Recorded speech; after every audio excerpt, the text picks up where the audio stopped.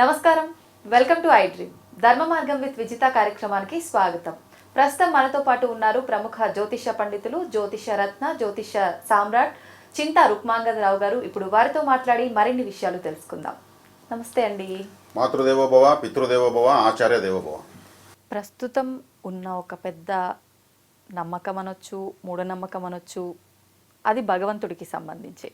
నిజంగా దైవం ఉన్నాడా? ఉంటే అందరినీ ఒకేలాగా ఎందుకు చూడడు? అసలు దైవబలం అనేది మనకు సహాయం చేస్తుందా, సహకరిస్తుందా? అసలు దైవబలం అంటే ఏంటి? దైవబలం ఓన్లీ మనుషులకు మాత్రమే ఉంటుందా, లేదంటే పక్షులకి, జంతువులకి కూడా వర్తిస్తుందా? ఇలాంటి సందేహాలు చాలా మందిలో ఉంటాయండి. నిజంగా దైవబలం అనేది ఉందా, నమ్మొచ్చు అంటారా? చక్కగా అడిగారు. ఇది దైవబలం ఉంది అని నమ్ముతూ బతుకున్న వాళ్ళకు కూడా మళ్ళీ మళ్ళీ ఈ క్వశ్చన్ వస్తూ ఉంటుంది. అంటే నమ్మిన వాళ్ళకు కూడా మళ్ళీ ఈ క్వశ్చన్ వస్తుంది. అవును, కొన్ని సందర్భాల్లో. ఇక్కడ మీరు నన్ను పలకరించారు. నేను మాతృదేవోభవ, పితృదేవోభవ, ఆచార్య దేవోభవ అన్నాను. అవును. అంటే తల్లిదండ్రులకు మించిన దైవాలు లేరు. ప్రత్యక్ష దైవాలు వాళ్ళే. అవును. వాళ్ళ మించిన దేవుడు లేదని చెప్పేసాను నేను. ఇంకా అన్యదా మనము ఆలయానికి వెళ్తున్నా, ఇంకెక్కడికి వెళ్తున్నా, మనం తల్లిదండ్రులను ఆరాధించకుండా, గౌరవించకుండా, పూజించకుండా అక్కడికి వెళ్తే అక్కడ కూడా అనుమతి రాదు. మీరు నెయ్యితో అభిషేకం చేసినా, డబ్బులతోనే కుమ్మరిచ్చినా, ముత్యాల వర్షం కురిపించినా కానీ మీకు అనుగ్రహం రాదు. ఎందుకంటే ఆది దైవాలను విస్మరించి పోయి మనం ఆలయాల చుట్టూ తిరిగితే ఏమొస్తుంది? రాదు. నేను అన్ని ఆలయాలు తిరుగుతున్నా, నాకు ఎన్నేం పూజలు చేసినా నాకు ఫలితం రాలేదంటే అసలు పూజించాల్సినటువంటి దేవతలను వదిలేసి మనం మంచి చేస్తున్నా, చెడ్డ చేస్తున్నా ఆ అదృష్టాన్ని, ఈ శరీరాన్ని, ఈ అదృష్టాన్ని ఇచ్చింది ఎవరు? పార్వతి పరమేశ్వరులు కాదు కదా, మన తల్లిదండ్రులే కదా. వాళ్ళు చదువుకోవచ్చు, చదువుకోకపోవచ్చు, కానీ వాళ్ళు మనకు డబ్బు అడుగుతున్నారు. కానీ దానికి పెంచిన దానికి ఇంత డబ్బులు ఇవ్వు, ఇంత ఖర్చు అయింది నీకు అడుగుతున్నారు. ఏ రోజున అడుగుతున్నారా? లేదు కదా. మరి వాళ్ళని విస్మరించి మనం చేసే పూజలు ఎట్ట ఫలించవు. మొట్టమొదటి ఇక్కడ చూసుకోవాలి. విఘ్నేశ్వరుడు కూడా మొదటి దేవుడు అదే చేశాడు. పార్వతీ పరమేశ్వరుడు ప్రదక్షిణ చేసి సమస్తము ఈ సృష్టి మొత్తం తల్లిదండ్రులను ఉందని జ్ఞానఫలాన్ని తీసుకున్నాడు. మరి ఆయన అది అంగీకరించారు మొత్తము. మరి తల్లిదండ్రులు మించిన దైవం లేదు. ఇక్కడ మనము వాళ్ళ దగ్గర ఎంత సేవ చేసుకోగలిగితే ఇంకా వేరే దేవత అవసరం లేదు. అంటే ఇంకా ఆలయాలకు వెళ్ళాల్సిన అవసరం మనం అక్కడ పెయింటింగ్స్ ఎలా ఉన్నాయి, స్తంభాలు ఎలా ఉన్నాయి, గాలిగోపురం ఎలా కట్టుంటారు, ఇక్కడ ఎంత మెయింటెనెన్స్ జరుగుతుంది, 10 మందికి ఉపాధి దొరికింది ఈ ఆలయం వల్ల అని ఆనందించేదాని కోసం వెళ్ళొచ్చు. ఓకే, అంటే ప్రకృతిని అదంతా ఆస్వాదించడం కోసం వెళ్ళొచ్చు. లేదంటే అక్కడే దేవుడు ఉన్నాడు, ఆ దేవుడే ఇస్తేనే మనం తీసుకోవాలనేటువంటి భ్రమలో వెళ్ళాల్సి వస్తుంది. ఓకే, నిజమైన దేవతలు ఎవరు? మన తల్లిదండ్రులే. మనము ఇప్పుడు ఏది దేవుణ్ణి చూసినా, గురువుని చూసినా, సమాజాన్ని చూసినా, ఈ కండ్లు, ఈ శరీరం ఇదంతా వచ్చిందంటే ప్రసాదించింది తల్లిదండ్రులే. ఇంత మించిన దైవసేవ ఇంకొకటి లేదు. ఆ తర్వాత మళ్ళీ దేవుడిని అడిగితే మనం అలా ఆవరణలోకి వెళ్తున్నామంటే వాళ్ళు రెడీగా మన ఫైల్ ఎత్తుకుంటారు ముందు. అతను తల్లిదండ్రుల సేవ చాలా బాగా చేస్తున్నాడు, అతనికి ముందు వాళ్ళని 10 ఫైళ్ళు పక్కన పెట్టి ముందు మనకు పర్మిషన్ ఇస్తారు. తల్లిదండ్రులను విస్మరించి, ద్వేషించి, దూషించి అక్కడికి వెళ్తే వాళ్ళు అస్సలు ఎప్పుడెప్పుడు మనం బయట వెళ్ళిపోతామని కాసుకుంటారు. వాళ్ళు కూడా చిరాకేస్తుంది. దేవతలు చాలా డిగ్నిఫైడ్గా ఉంటారు, చాలా ప్రిస్టేజ్గా ఉంటారు. వాళ్ళ ఆలోచన విధానం చాలా ప్రత్యేకంగా ఉంటుంది. మనం చెప్పే సోది అంతా వినాల్సినంత కర్మ వాళ్ళకి లేదు. నేను స్కూల్లో చదువుకునేటప్పుడు పాటల పోటీలు పెట్టేవాళ్ళు ప్రతి సంవత్సరం. ఆ పాటల పోటీలు పెడితే అమ్మాయిలు వస్తారు, వాళ్ళ దగ్గర పాట పాడతారు, అబ్బాయిలు వస్తారు, వాళ్ళ దగ్గర పాట పాడతారు. ఒక అబ్బాయి వచ్చాడు. ఆ అబ్బాయిని విమర్శించాలని కాదు కానీ అతను పాడిన దెబ్బకి టీచర్స్, స్టూడెంట్స్ బెదిరి బెంబెలెత్తిపోయారు. చాలా మంచి గాత్రం అయి ఉండొచ్చు. అంటే ఈ పాట నేను చెప్తాను. నేను ఏమి పాపము చేసితి, నన్ను ఈ గోతిలో పడదోసితివి దేవా అంటాడు. ఇట్లా గాల్లో చూస్తాడు. మళ్ళీ మధ్యలో ఇంకొన్ని ఏదో చెప్తాంటే అంటే మీనింగ్స్ ఇలా ఉంటాయి. మొన్న బస్ స్టాండ్లో కనిపిస్తే పలకరించిపోతుంది, బ్యాంక్ కార్డు కనిపిస్తే అట్టమలుకొని పోతుంది, చిత్తూరులో కనిపిస్తే బైక్లో పోతే టాటా చెప్తే పలకరించిపోతుంది. అదేదో 4 మాటలు మళ్ళీ చెప్తాడు మధ్యలో. మళ్ళీ నేను ఏమి పాపం చేసి నన్ను ఈ గోతిలో పడదోసి దేవా అంటాడు. ఎవరు ఒక ఆయన, మా ఎవరు ఒక ఆయన ఒక్కాక నవ్వులు అలవాటు. ఆయన కళ్ళు మూసుకుని ఒక్కాక నవ్వులుకుంటూ ఉంటాడు పాటలు పాడితే. ఆయన అట్లే ఆపేశాడు, స్టక్ అయిపోయాడు. ఆయన అటా చూశాడు వాడిని. ఆపరా అన్నాడు. వాడు ఆపాడు. ఏం పాట అన్నాడు? దేవుడు పాడినాడు. ఆలయాలకు వెళ్ళి దేవుడిని అలా ప్రార్థిస్తే ఇస్తాడా? వాళ్ళు మేమేం పాపం చేస్తారా బాబు? దేవుని అలా విసిగించకూడదు. అంటే అసలు కోరికలు అడగడమే పెద్ద సమస్త శుభాలు ప్రసాదించు స్వామి, సమస్త శుభాలు ప్రసాదించు. అయిపోయింది, ఒకే మాట. అలా దేవతలను మనము ఎంత డిగ్నిఫైడ్గా, ఎంత ఆకట్టుకునే విధంగా వాళ్ళ ఆలోచన తెలుసుకొని మనం దేవతల్ని ఆలోచింపజేయాలి. ఎలా తెలుస్తుంది వాళ్ళ ఆలోచన విధానం? అదే నేను చెప్తున్నది. వాళ్ళు చాలా డిగ్నిఫైడ్గా ఉంటారు. లోక పాలకులు వాళ్ళు, ఉమ్, సృష్టి పాలకులు వాళ్ళు. మనకు భగవంతుడు ఉన్నాడని బతికంత కాలము మనం ఆరాధన చేస్తూ వాళ్ళు నమ్ముకుంటూ ఎన్నో మహత్యాలు తీసుకుంటూ మనం దారి తప్పినప్పుడు మళ్ళీ పనిష్మెంట్ తీసుకుంటూ పోతూ ఉంటాం. అవును. కాబట్టి దేవతల దగ్గర మనము చాలా క్రమశిక్షణగా, నియమ నిబంధనలతో, శుచి శుభ్రంతో, ఉమ్, అక్కడ మేకప్లు చేసుకొని పోకూడదు. సాధారణ స్థితిలో పోవాలి. ఉమ్, ఆతృత భావంతో, శరణాగతి భావంతో. గాలిగోపురం కట్టుంటారు, మనిషి అహంకారంతో ఇలా వెళ్తాడు గాలిగోపురం కడిపోయినప్పుడు.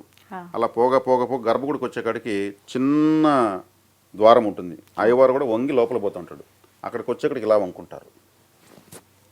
సూక్ష్మంలో మోక్షం ఉంది. ఉమ్, అలా గాలిగోపురంలాగా వచ్చిన వ్యక్తి చివరికి వచ్చేకాడికి శరణాగతి కావాల్సిందే. అట్లా ఆలయ వాస్తులో ఆగమ శాస్త్రం ప్రకారము, ఆగమ వాస్తు ప్రకారము అక్కడ అన్ని నిర్మాణాలు జరుగుంటాయి. ఉమ్, కాబట్టి దేవత యొక్క సైకాలజీ అంటే వాళ్ళు ఇప్పుడు ఒక ముఖ్యమంత్రి ఉంటాడు, అవును. ఆయన యొక్క ఇంటి చుట్టూ ఎన్ని అంచెల భద్రత ఉంటుంది? చాలా.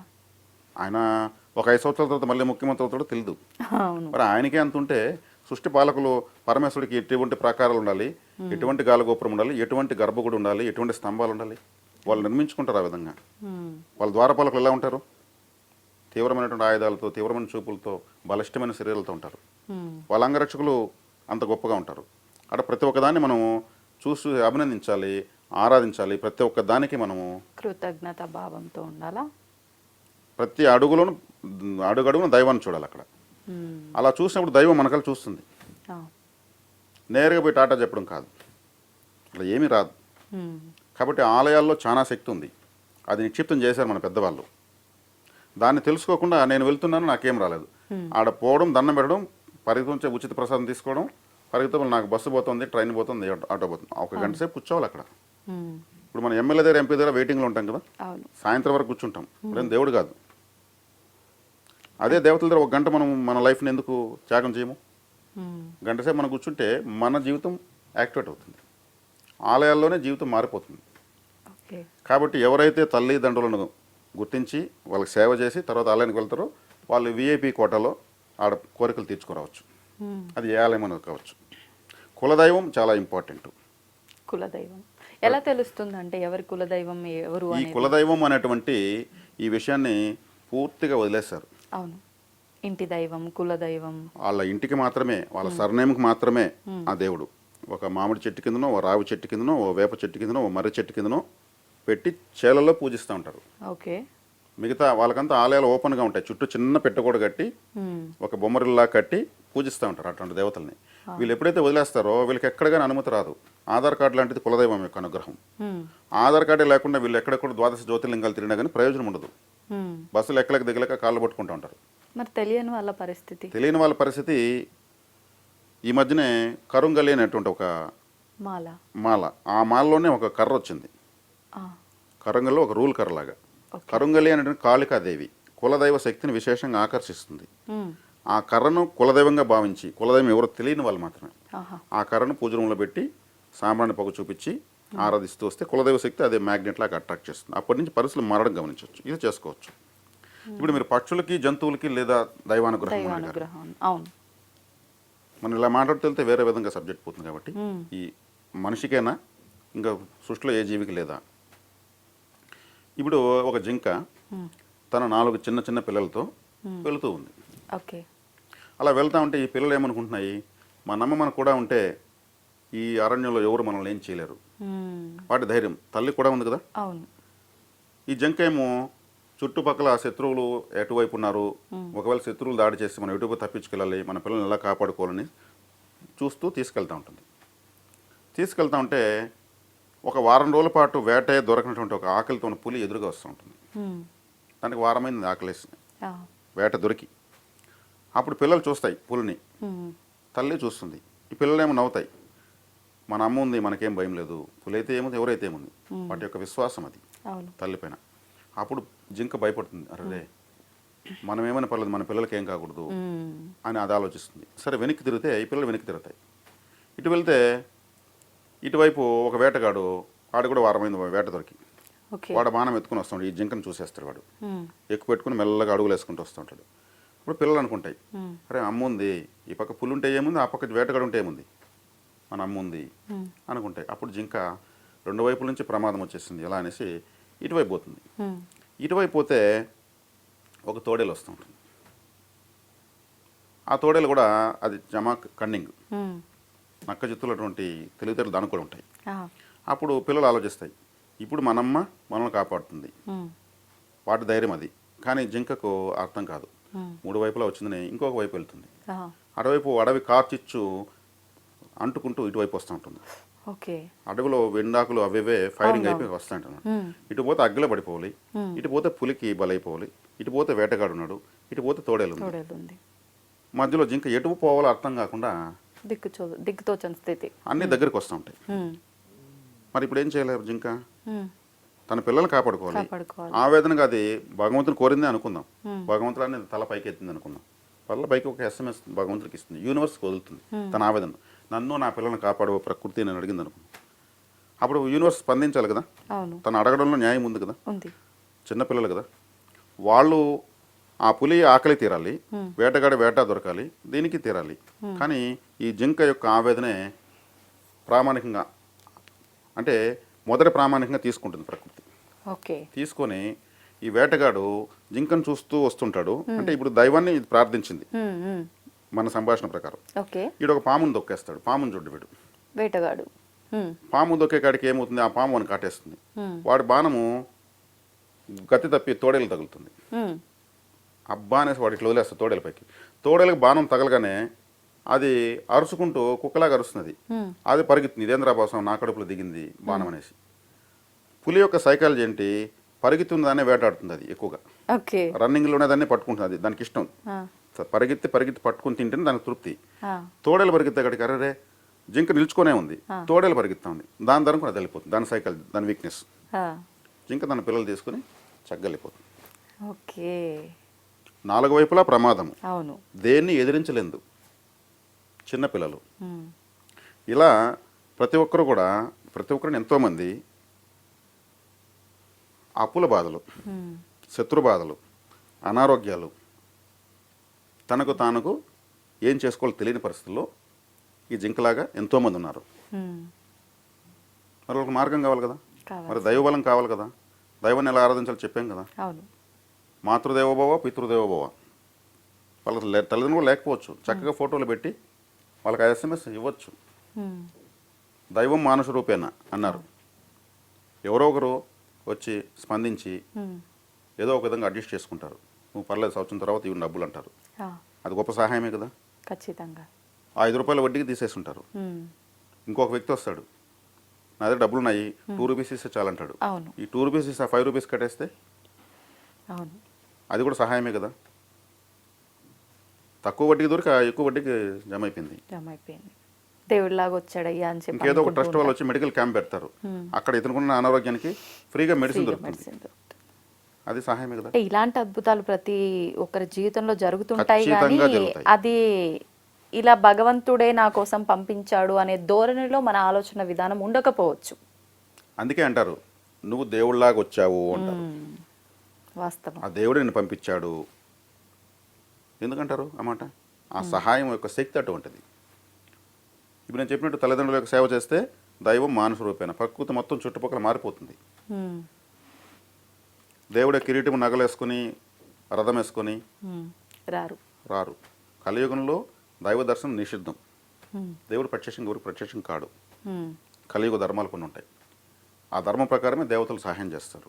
ఓకే. కనిపిస్తే స్వప్న రూపంలో కనిపించి సందేశం ఇస్తారు, ఖచ్చితంగా జరిగి తీరుతుంది. ఇలా ఎంతోమందికి అయింది. కానీ కొంతమంది ప్రత్యక్షంగా కూడా చూస్తున్నామని అంటున్నారు, అదంతా బూటకం అనుకోవచ్చా? బూటకం అయితే కాదు, నిజమే.